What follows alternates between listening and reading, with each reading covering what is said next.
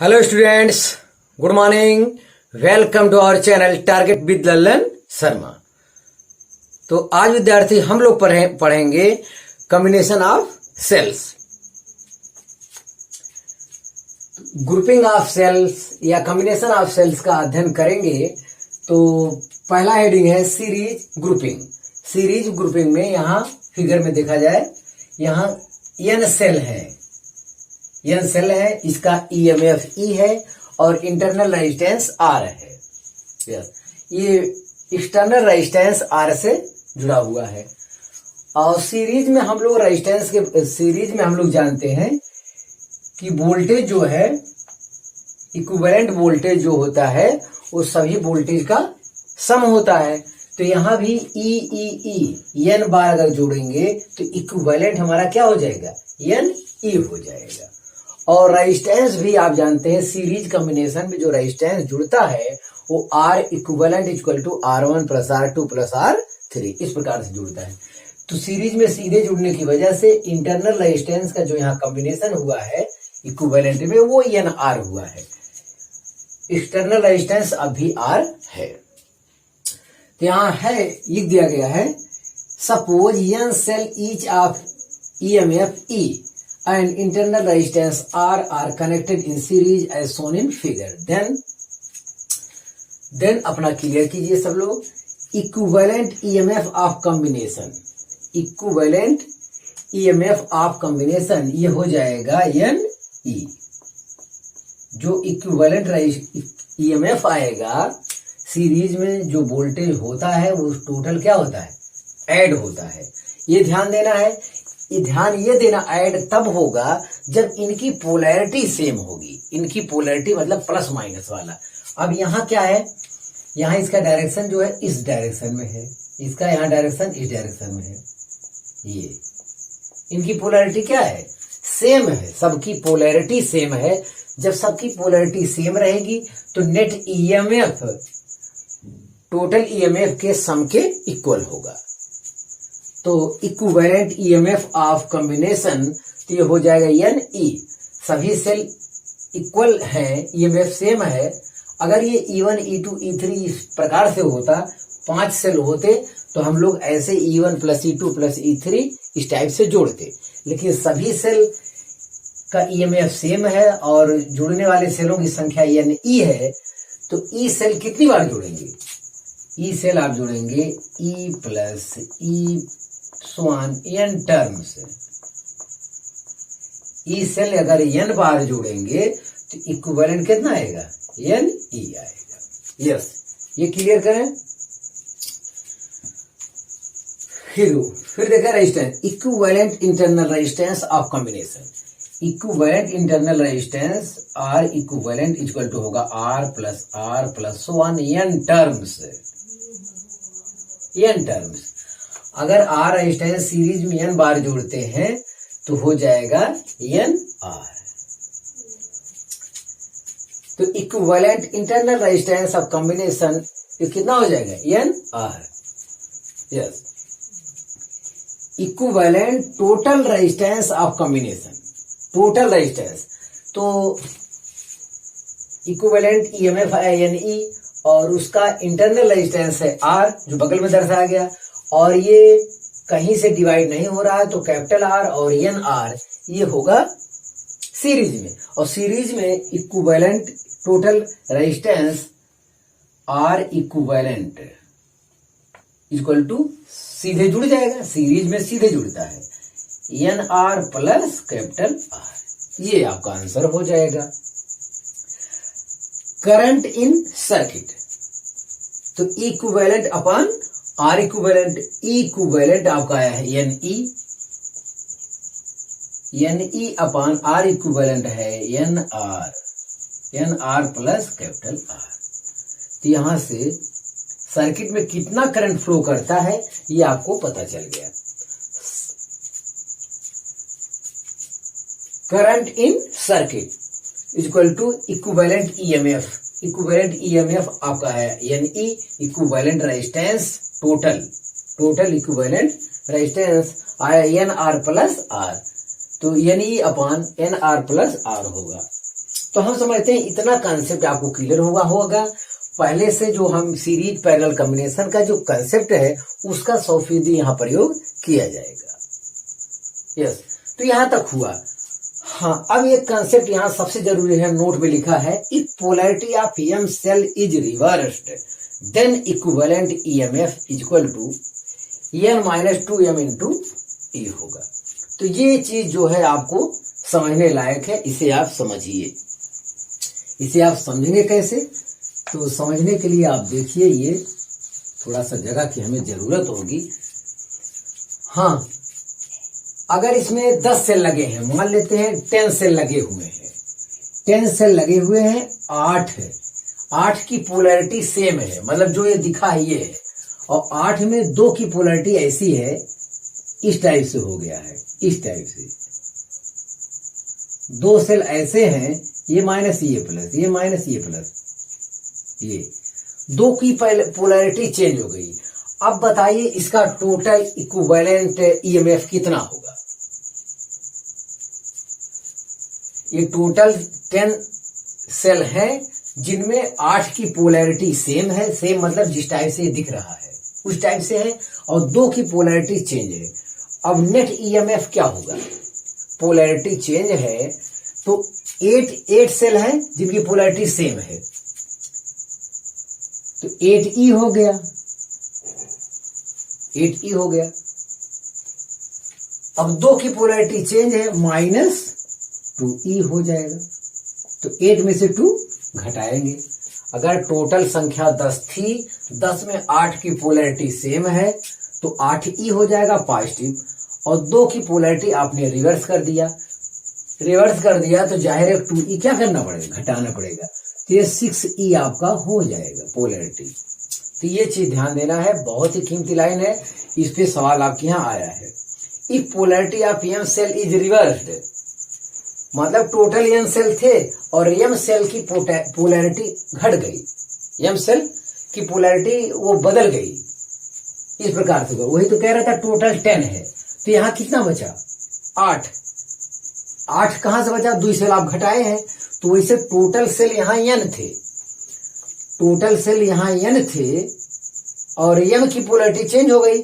तो पहला काम तो आप ये कीजिए, n में से m घटाइए, जैसे 10 में से आपने 2 घटाया था, वैसे n में से m आप घटाइए। तो अब बचे हुए जिनकी पोलैरिटी सेम है, जैसे 8 पोलैरिटी सेम है, वैसे हमारे लिए n-m ऐसे हैं सेल जिनकी पोलैरिटी सेम है। अब बचते हैं m सेल मतलब यहाँ के अनुसार 2 सेल, तो यहाँ m सेल की पोलैरिटी क्या है? घटानी होगी। इसे आप क्लियर कर लें। अब ये दोनों को जब आप ऐड करेंगे, एक में लिखना चाहेंगे, ई कॉमन लेंगे, तो आएगा n-m इंटू ई, या n माइनस क्या? 2m, n-2m। तो यही चीज यहाँ समझाया गया है, इसे विधिवत समझें। ये आपके यहाँ सवाल आया हुआ है, ये आपका क्वेश्चन है, इस पर सवाल बनता है, बहुत ही जरूरी लिखा है हुआ है ये। तो क्योंकि ये लड़के समझ ही नहीं पाते, m की पोलैरिटी चेंज हुआ तो वो n-m इंटू ई कर देते हैं और उनका सवाल हो जाता है गलत। तो फिर मैं कह रहा हूं ये 10 जो आप गिनती 10 वाला जो आप गिनती लिए हैं, इसकी सहायता से आसानी से समझा जा सकता है। तो n पोलैरिटी सेम थी पहले, अब उसमें m की चेंज हो गई, तो बची कितनी? सेम पोलैरिटी, n-m पोलैरिटी बची है, तो वो तो पॉजिटिव होगा, इक्विवेलेंट ईएमएफ वो पॉजिटिव होगा। चलो उसको अलग से रख दो, जैसे ये 8 आप लिखे हैं उसी प्रकार हो गया। तो 10 में से 2 निकालना पड़ा है, तो 8 की पोलैरिटी सेम है, वो हो गया। अब 2 की यहाँ रिवर्स हो रही, तो 2 हमने घटाया। अब यहाँ m की रिवर्स हो रही, लास्ट में 2 घटाना पड़ेगा। तो जो इक्विवेलेंट ईएमएफ आएगा वो n-2m इंटू ई आएगा। ध्यान दें। अब इस बेस पे अगर आपको कुछ और चाहिए कंसेप्ट, इक्विवेलेंट पोलैरिटी इस दशा में, लेकिन इस दशा में आपके रेजिस्टेंस पोलैरिटी चेंज होने से रेजिस्टेंस पर कोई इफेक्ट पड़ने वाला नहीं है। Equivalent total resistance of combination आज भी वही रहेगा, कितना? NR प्लस R, या equivalent internal resistance of combination R equivalent अब भी क्या रहेगा, एन आर रहेगा। सेल की पोलैरिटी चेंज होने से रेजिस्टेंस पर कोई इफेक्ट नहीं पड़ता है। इस दशा में पोलैरिटी चेंज होने, इस दशा में करंट बदल जाएगा। तो current in the circuit, current in the circuit, current in the circuit, तो आई इक्वल टू हो जाएगा नेट ईएमएफ, नेट ईएमएफ हो जाएगा n माइनस 2m इंटू ई। नेट ईएमएफ अब की बारी ये हो गया, और अपॉन नेट टोटल रेजिस्टेंस, तो ये हो जाएगा एन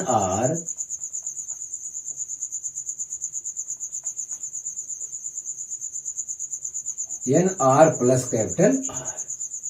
तो ये चीज आपको ध्यान देना है। नेट करंट हो गया, यस। तो यहां पोलैरिटी अगर चेंज रहेगा तभी घटेगा, और नहीं जो भी सीरीज में आपको ये ध्यान देना है, जो बैटरी यहाँ उल्टी जुड़ जाएगी, रिवर्स हो जाएगा, उसका ईएमएफ घट जाएगा, इक्विवेलेंट ईएमएफ में से वो घट जाएगा। ध्यान देना है, जितने की सेम रहेगी उतना पॉजिटिव लिखा जाएगा, जितने की रिवर्स हो गई है, तो जब एम की चेंज कर दिए तो टोटल तो एन था, एन में से एन निकालना पड़ेगा, तो सेम वाली पोलैरिटी एन माइनस एम होगी, और एम का आप रिवर्स किए हैं तो जाहिर उसको घटाना पड़ेगा। तो एट लास्ट जो आंसर आता है एन माइनस 2m आता है। अब ये लड़के समझ नहीं पाते, उन्हें सोचते हैं कि एन माइनस एम होना चाहिए इसकी पोलैरिटी, वो इक्विवेलेंट ईएमएफ, यस। हाँ, रेजिस्टेंस पर कोई प्रभाव नहीं पड़ता, ये आपको बताया गया है। और एक चीज और, इक्विवेलेंट वोल्टेज या potential difference in capital R, तो वो हो जाएगा V equal to I R. अगर आई करंट फ्लो करता है तो V equal to I R हो जाएगा। हाँ विद्यार्थी, अब दूसरा हेडिंग देखें, पैरेलल ग्रुपिंग, केस फर्स्ट। इसमें और केस भी पढ़ना है, केस फर्स्ट का हम अध्ययन करेंगे। अब की बार हम सेल ये लिए, सेल का ईएमएफ ई है, इंटरनल रेजिस्टेंस आर है, सबका ईएमएफ सेम है, सब पैरेलल में जुड़े हुए हैं।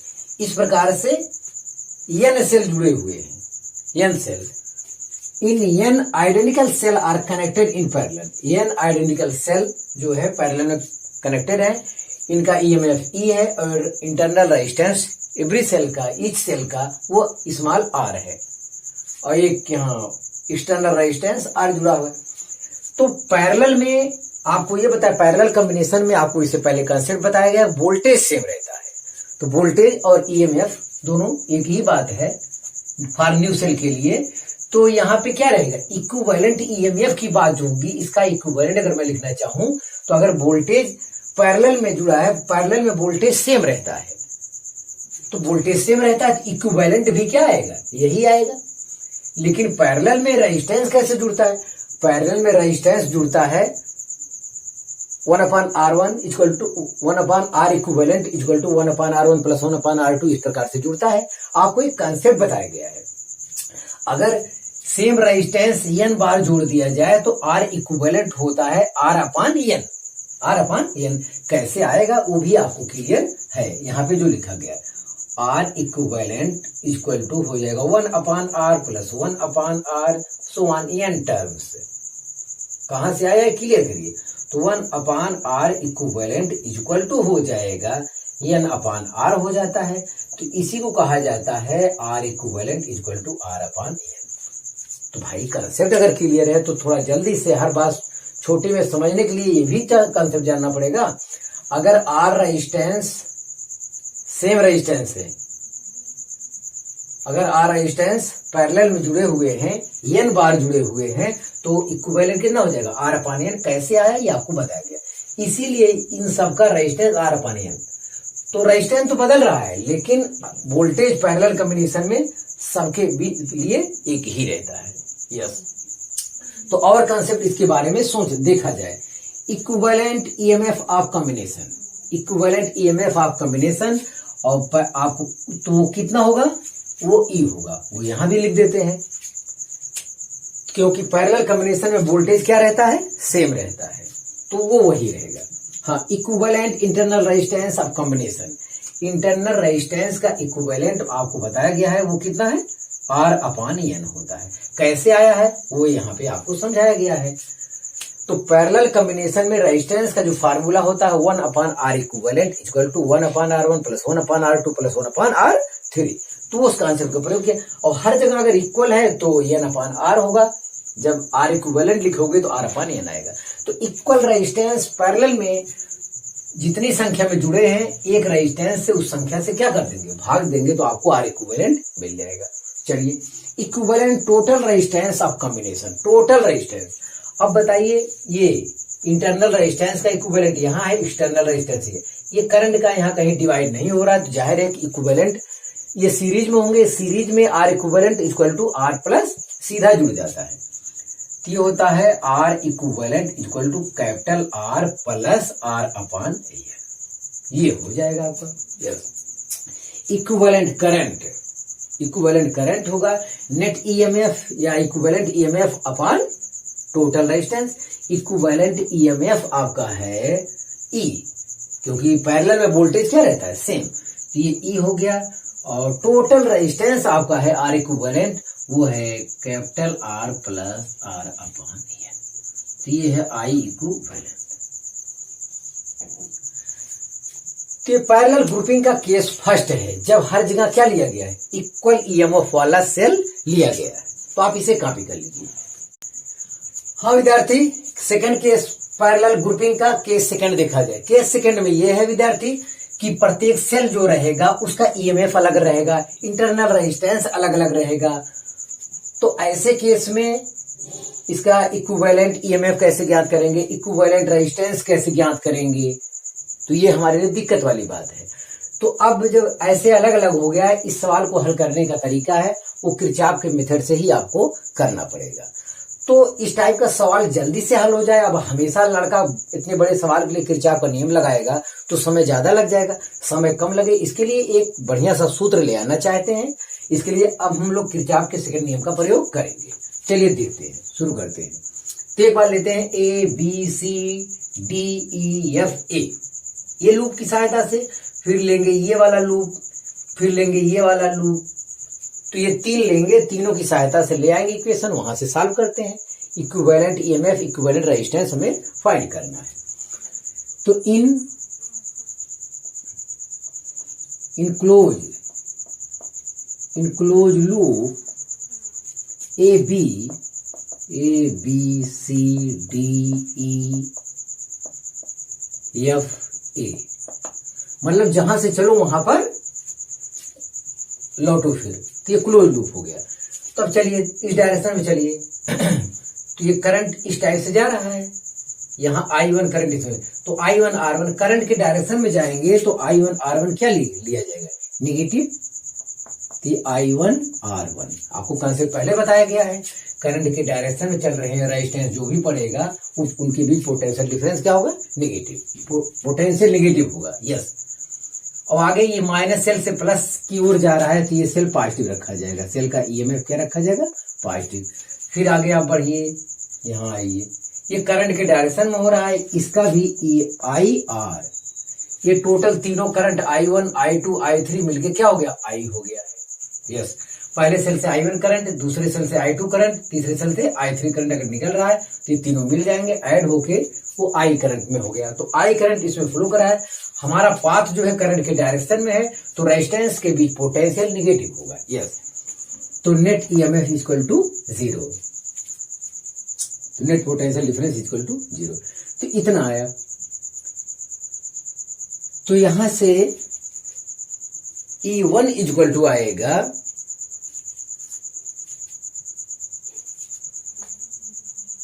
यस, तो I1 R1 को उस तरफ मैं अगर ले जाऊं तो ये हो जाएगा पॉजिटिव, तो I1 R1 इक्वल टू हो जाएगा E1 माइनस IR। तो यहां से I1 equal to E1 upon R1 minus IR upon R1, equation 1 हो गया। सिमिलरली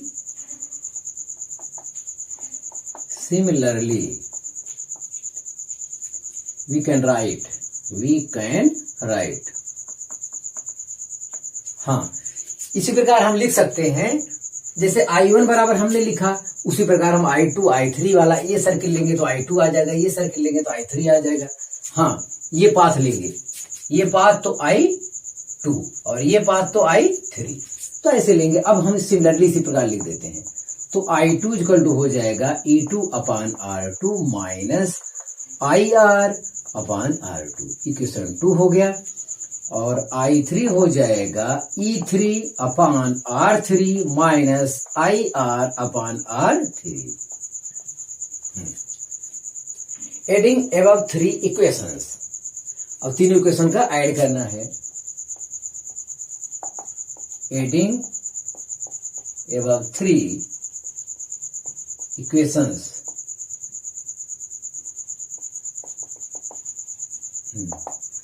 तो तीनों इक्वेशन को ऐड करना है। तो ऐसे केस में हो जाएगा I1 plus I2 plus I3 is equal to, तीनों को ऐड करना है तो EMF वाला इकट्ठा करके ले लेते हैं, तो ये हो जाएगा E1 upon R1 plus E2 अपान R2 प्लस E3 अपान R3।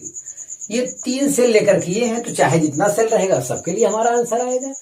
और यहाँ देखिए IR कॉमन हो रहा है, तो आप माइनस बाहर ले लीजिए IR, तो आएगा 1 upon R1 plus 1 upon R2 plus 1 upon R3, इतना आया। यस, कि ये हो जाएगा हमारा I1 plus I2 plus I3 मिलके क्या हो गया लास्ट में I हो गया। I बराबर है E1 upon R1 plus E2 अपान R2 प्लस E3 अपान R3, इतना आया। और IR के स्थान पे वोल्टेज V रख दीजिए, V equal to IR, potential resistance, तो ये होता है IR, तो V रख दीजिए, तो ये हो जाएगा 1 upon R1 plus 1 upon R2 plus 1 upon R3। Calculation करें, इसको आप इस तरफ ले आओ और I को उस तरफ ले जाओ, तो V को इस तरफ ले आएंगे तो ये हो जाएगा 1 upon R1 plus 1 upon R2 plus 1 upon R3 is equal to, फिर लिखेंगे E1 upon R1 plus E2 अपान R2 प्लस E3 अपान R3, इतना माइनस ये I है, माइनस I है। अब हम इसको इक्विवेलेंट से यहाँ भाग देंगे, तो V इक्वल टू आएगा E1 upon R1 plus E2 अपान R2 प्लस E3 अपान R3, इतना बटे इससे भाग देंगे तो आएगा 1 upon R1 plus 1 upon R2 plus 1 upon R3, इतना ये आया, माइनस I अपान इतना करना होगा, I अपान करना होगा 1 upon R1 plus 1 upon R2 plus 1 upon R3, तो ये हमारा चेहरा आया। तो आप इतना इसे कॉपी कीजिए। तो थोड़ी सी बात और हम लिखें, हमें लगता है, हाँ इतना आप कॉपी करिए। इतना कॉपी करने के बाद अब आप देखिए थोड़ा सा अभी और कंसेप्ट बचा है। यस, तो इसको कंपैरिजन कर लेते हैं, इसको कोई नाम दे देते हैं इक्वेशन 4। और हमारा जो वोल्टेज का इक्वेशन होता है, जब सेल से करंट ली जा रही हो ऐसी दशा में V इक्वल टू होता है E माइनस आई आर होता है, ये चीज हमारा होता है। और इसको हम लिख सकते हैं क्या, E माइनस आई आर के स्थान लिख सकते हैं 1 upon R equivalent, 1 upon R equivalent. अगर मैं इससे तुलना करूं, यही चीज है 1 अपान आर, भाई आर इक्विवेलेंट का स्थान क्या लिखेंगे 1 अपान आर, तो यहाँ आर इक्विवेलेंट लिख दीजिए, कोई फर्क नहीं है। ये चलिए आर इक्विवेलेंट, इस टाइप का चेहरा मिला। इससे अगर हम कंपैरिजन कर दें, यहां हम लिखेंगे क्या, ई इक्विवेलेंट, ई के स्थान क्या प्रयोग कर दें, ई इक्विवेलेंट, ये चेहरा आपका होता है। तो V equal to E minus I R को इस रूप में आप लिख दीजिए और कंपैरिजन कर दीजिए, इसे इक्वेशन आप मान। कंपैरिजन करने पर ई इक्विवेलेंट आपको मिलेगा जो हम बहुत चाहते थे। ई इक्विवेलेंट बराबर इतना बड़ा है, तो ये हो जाएगा E1 upon R1 plus E2 अपान R2 प्लस E3 अपान R3 अपान 1 upon R1 1/R1 plus 1/R2 plus 1/R3। आज से ये फार्मूला आपको याद रखना है, इसकी सहायता से हर सवाल बड़ी आसानी से सॉल्व हो जाएगा। यस, 3 सेल है तो ये रहेगा, 3 से ज्यादा सेल रहेगा तो बदल जाएगा, जितना भी सेल रहेगा। हाँ, 1/R equivalent equal to 1/R equivalent equal to वही होगा 1/R1 plus 1/R2 plus 1/R3। तो आज से इंटरनल रेजिस्टेंस में कोई चेंजिंग नहीं, इससे पहले जो कंसेप्ट था 100% वही है, लेकिन सेल वाला बदला है। तो अगर ये फार्मूला आपको याद है, मान लेते सब सेल का ईएमएफ इंटरनल रेजिस्टेंस सेम है, तो वो वाला फार्मूला दोबारा आप प्राप्त करना चाहते हैं, तो आप देखिए E प्लस ई कितनी बार, n बार बटे R हर जगह, तो NE/R हो गया। नीचे देखिए 1/R plus 1/R plus 1/R कितनी बार, n बार, तो n/R हो गया। तो ये हो गया था NE/R बटे n/R। तो कट गया, R से R कट गया, आंसर कितना आ रहा है, E। तो वही तो बताया गया, पैरेलल में जब सेम सेल अगर जुड़ा है, इक्विवेलेंट उनका ईएमएफ सेम है, तो ऐसी दशा में इक्विवेलेंट ईएमएफ कितना आता था, E आता था। तो इस फार्मूले में रखेंगे तभी आपको आएगा वो चीज।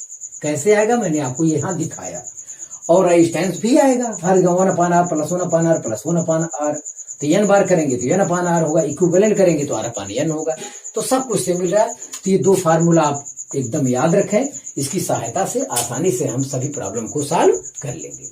एक बात और, बुक में जो है केस थर्ड देता है, केस थर्ड जब देगा तो केस थर्ड में कुछ नया नहीं है, केस थर्ड में कुछ नया नहीं है, यही केस थर्ड हो जाता है।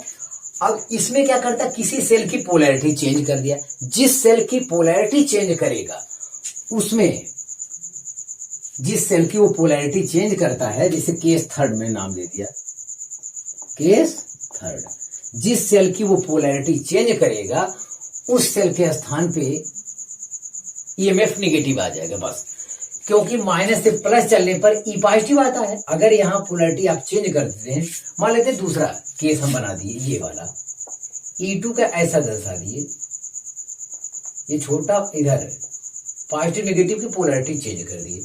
अगर ये वाला केस है, मान लेते हैं ये केस है, if polarity of E2 cell is change, in this condition E equivalent equal to हो जाएगा, इक्विवेलेंट इक्वल टू हो जाएगा E1/R1 minus E2/R2 plus E3/R3, और रेजिस्टेंस पर कोई इफेक्ट नहीं पड़ेगा, 1/R1 plus 1/R2 plus 1/R3 होगा। तो रेजिस्टेंस पर कोई इफेक्ट नहीं पड़ेगा। ध्यान दें, जिस सेल की पोलैरिटी चेंज हो जाएगी उसकी वैल्यू वहां पे आप निगेटिव कर देंगे बस। 5 वोल्ट है तो यहां -5 वोल्ट रखा जाएगा, तो बस ये पोलैरिटी चेंज। तो पैरेलल कॉम्बिनेशन वाला जो केस था वो हमारा कंसेप्ट एकदम क्लियर हो गया। आपको 2 फार्मूला ज्ञात करना है, इक्विवेलेंट और आर इक्विवेलेंट के लिए इंटरनल रेजिस्टेंस वाला। एट लास्ट इसको जोड़ने के बाद आपको टोटल रेजिस्टेंस चाहिए, तो टोटल के लिए आर को लास्ट में सीरीज में क्या करना पड़ेगा, जोड़ना पड़ेगा, जो कि हम लोग जानते हैं। तो ये अंदर की बात हो रही है। इंटरनल रेजिस्टेंस यहाँ इक्विवेलेंट निकालना है पैरेलल वाले का, ये हो जाएगा, और इक्विवेलेंट सेल निकालना ये हो जाएगा, और टोटल रेजिस्टेंस चाहिए तो लास्ट में जो आर इक्विवेलेंट आएगा उसको आर के साथ सीरीज में जोड़ देंगे, और आसान होता है जोड़ना। तो आप इसे कॉपी कर लीजिए। हाँ विद्यार्थी, लास्ट में देखा जाए मिक्स्ड ग्रुपिंग। अब इसमें सीरीज पैरेलल दोनों एक साथ आ जाएंगे, तब हम कैसे प्रॉब्लम को सॉल्व करेंगे, आइए देखते हैं। कि इसमें n आइडेंटिकल सेल हैं और इनका इंटरनल रेजिस्टेंस स्मॉल r है। तो n आइडेंटिकल सेल इस प्रकार से जुड़े हैं, ये इसमें n सेल जुड़े हैं, इसमें n सेल जुड़े हैं, इसमें n सेल जुड़े हैं, इसमें n सेल जुड़े हैं। लेकिन ये जो आपको दिख रहा है 1 2 3 4 जो दिख रहा है, वास्तव ये m रो है, स्मॉल m रो है, या ब्रांच कह लीजिए आप, स्मॉल m रो और ब्रांच है। अब इसका जब मैं कॉम्बिनेशन निकालता हूं, कॉम्बिनेशन मतलब ये वाली लाइन तो क्या है, यहां से यहां तक सीरीज है, और सीरीज में वोल्टेज क्या होता है, इक्विवेलेंट इक्वल टू होता है एन ई। सीरीज में अगर यहां से यहां तक है ये, तो जो वोल्टेज होता है इक्विवेलेंट ईएमएफ वो जुड़ता है, तो E plus E N times add करेंगे तो क्या हो जाएगा, इक्विवेलेंट एन ई हो जाएगा। और आर सीरीज में, आर ये एन रेजिस्टेंस है, इंटरनल रेजिस्टेंस एन, तो सीरीज में रेजिस्टेंस भी सीधे जुड़ता है, R equivalent equal to R1 plus R2 plus R3, तो R प्लस R एन बार जोड़ेंगे तो क्या हो जाएगा, एन आर हो जाएगा। और यही प्रक्रिया हर लाइन में दोहराई गई है, यहां आपको दिखाया भी गया है। ये बाहर रेजिस्टेंस आर हो गया है, तो इक्विवेलेंट वाला ये केस दिखाया गया है यहाँ पे। अब ये पैरेलल में हो गया है। अब यहाँ सीरीज वाली बात खत्म, सीरीज जितना था मैंने इकट्ठा करके इस टाइप का चेहरा ला दिया। अब यहाँ देखते हैं इक्विवेलेंट अगर ईएमएफ की बात करता है कोई, तो वो क्या रहेगा, एन ई ही रहेगा, क्योंकि अब ये पैरेलल में हो गया। पैरेलल में वोल्टेज क्या रहता है, सेम रहता है, तो इक्विवेलेंट ईएमएफ यहाँ बदलने वाला नहीं है। हाँ, internal resistance M R parallel में जोड़ा गया है, वो भी एम टाइम्स एम बार करके, तो इतना अपान क्या हो जाएगा, एम इक्विवेलेंट के लिए। अभी हम कल से पढ़े एन आर एम बार अगर पैरेलल में जोड़ा गया है तो आर इक्विवेलेंट हो जाएगा एन आर अपान एम। तो सब चीज यहाँ पे आपको क्लियर हो गया होगा। तो इसके स्थान पे ये चेहरा ख्याल करिए। अब यहाँ पे आइए एक एक जवाब समझिए। If N identical cell are connected in series, तो एन आइडेंटिकल सेल सीरीज में कनेक्ट है, एवरी रो में कनेक्ट है। Yes, there are M such branches, और रो कह सकते हैं आप, ब्रांचेज इन द सर्किट। तो इसमें जो है एम ब्रांच है, ये जो ब्रांच या रो है वो किसकी संख्या कितना है, एम। अब एम मतलब पता नहीं कितना होता है, कंफर्म थोड़ी ना, वो 3 4 5 10 10 इस टाइप से है। तो चलिए आप आंसर दी समझिए। इक्विवेलेंट ईएमएफ ऑफ कॉम्बिनेशन, इसका इक्विवेलेंट कॉम्बिनेशन कितना होगा, एन ई होगा, क्योंकि इसको ऐड किए तो ये आया, तो ये पैरेलल में हो गया। पैरेलल में वोल्टेज क्या रहता है, सेम होता है। Equivalent internal resistance of combination, इस कॉम्बिनेशन का इक्विवेलेंट रेजिस्टेंस चाहिए हमको। इक्विवेलेंट रेजिस्टेंस देखिए, ये तो सीरीज में ऐड करके इतना हम ले आए। अब इनका इक्विवेलेंट के लिए 1/R, तो ये तो मैं डायरेक्ट लिख दे रहा हूं, R इक्विवेलेंट इक्वल टू हो जाएगा क्या, N R upon M. Direct हम कर दे रहे हैं, जिनको दिक्कत है वो देख लें। 1/R equivalent equal to 1/NR, 1/NR M times, मतलब एम टर्म तक ऐसे जोड़ना है। एम बार 1/NR प्लस 1/NR कितनी बार, एम बार 10 बार 10 बार 10 बार कहेंगे तो 10 से क्या हो जाएगा, तो एम बार से एम से गुणा, तो एम अपान आएगा एन आर, 1/R इक्विवेलेंट बराबर आएगा, तो R equivalent equal to N R upon M. हम समझते हैं, अब आपका कंसेप्ट ये क्लियर होगा कहां से आया। चलिए ठीक है, आगे देखते हैं। Equivalent total resistance of combination, total resistance of combination, तो R इक्विवेलेंट तो इतना आया, इतना हो गया। और एक सीरीज में जब एक ही रेजिस्टेंस बचेगा तो ये क्या हो जाएगा, सीरीज में हो जाएगा। सीरीज में हम लोग सीधे जोड़ देते हैं, तो इक्विवेलेंट टोटल रेजिस्टेंस में ये हो जाएगा N R upon M plus external resistance R. ये सीरीज में है तो सीधे जुड़ जाएगा भैया। तो ये कहेंगे ये और ये सीरीज में है, तो इसका आर इक्विवेलेंट जो आएगा वो N R upon M plus R आएगा, कि एकदम क्लियर साफ सुथरा रहे। हाँ, अब आगे देखिए, इक्विवेलेंट करंट इन सर्किट, तो नेट ईएमएफ आपका कितना है, नेट ईएमएफ अपान नेट रेजिस्टेंस या टोटल रेजिस्टेंस,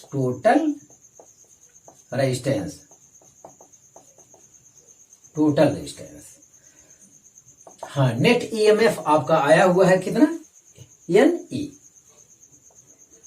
नेट या इक्विवेलेंट ईएमएफ एन ई आया है, और टोटल रेजिस्टेंस आपके सामने है। यहां टोटल रेजिस्टेंस हो जाएगा N R upon M plus capital are. यहां पे एम एल, अगर यहां एलसीएम लेना चाहेंगे, ये चीज अगर आप यहां एलसीएम लेंगे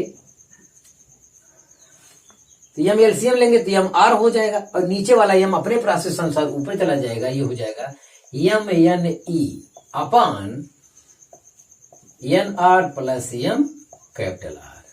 तो इक्विवेलेंट जो इक्विवेलेंट करंट आएगा आई इक्विवेलेंट आपका यही आएगा, आई इक्विवेलेंट। एट लास्ट यही आपका आंसर हो रहा है। यस, एलसीएम लेने के बाद एट लास्ट आपका आंसर हो रहा क्या, N N E upon N R plus capital N R plus M capital R. ये आपका होगा, एलसीएम ले लीजिएगा भाई, net EMF upon total resistance, बस आपका यही आएगा। हाँ, तो एक क्वेश्चन और पूछा जाता है, टोटल नंबर ऑफ सेल्स।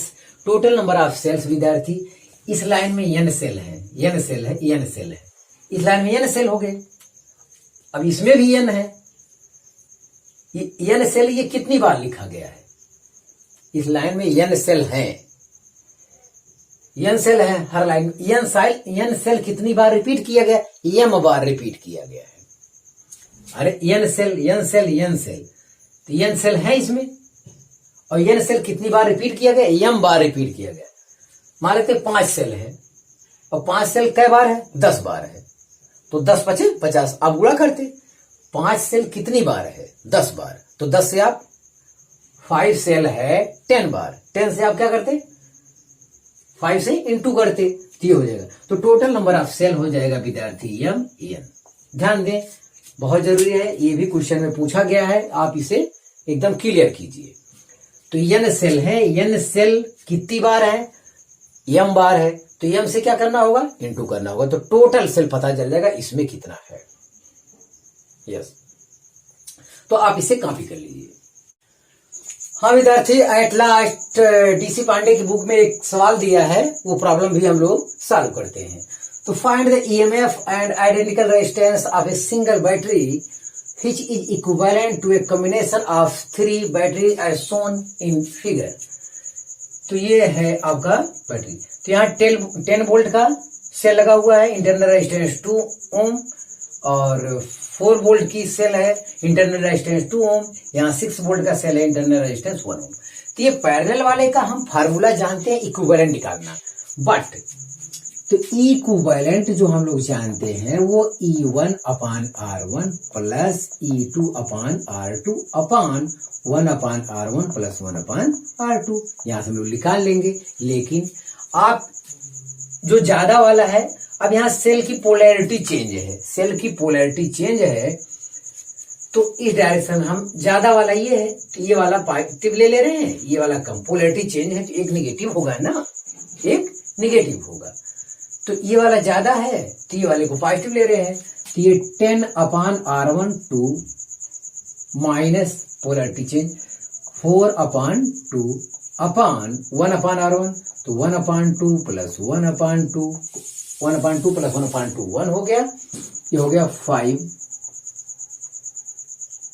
5 और ये माइनस 2 इक्वल टू कितना आया, 3 वोल्ट। ये 1/2 प्लस 1/2 कितना आया, 1। तो इक्विवेलेंट ईएमएफ हमारा जो आ रहा है 1 आ रहा है, इनका अब इनका इक्विवेलेंट वो रेजिस्टेंस आर इक्विवेलेंट अगर ज्ञात करना चाहें तो आर इक्विवेलेंट R/2 2/2 मतलब 1 ओम, 2 ओम पैरेलल में जोड़ेंगे, 1/2 प्लस 1/2 कितना आएगा, 1 आएगा। अब इसको कंबाइन कर लेते हैं हम, तो कंबाइन करेंगे तो ये चेहरा मिलेगा, ये। अब इनका नेट ईएमएफ कितना आया, नेट ईएमएफ आया आपका 3 वोल्ट। तो 3 वोल्ट आपने जो वरीयता दिया है वो 10 वोल्ट को पॉजिटिव माना है, 10 वोल्ट को पॉजिटिव, तो यहाँ पे आपको ये दर्शाना होगा, तो यही वाला साइन यहाँ प्रयोग होगा, यस, और ये बड़ा रहेगा, ये कि ये 6 वोल्ट हो जाएगा, ये 3 वोल्ट हो जाएगा, और इसका इंटरनल रेजिस्टेंस 1 ओम हो जाएगा, ये 1 ओम ही है, इतना है। इस टाइप का फिगर बचा एट लास्ट, इनको कंबाइन करने के बाद ये वाला फिगर बटा, नेट इक्विवेलेंट 3 वोल्ट और इनका रेजिस्टेंस ये। अब इनको अगर ऐड करना है तो यहाँ पोलैरिटी चेंज है, net EMF equal to 6 minus 3 equal to 3 volt, और नेट रेजिस्टेंस इन सीरीज में है, नेट रेजिस्टेंस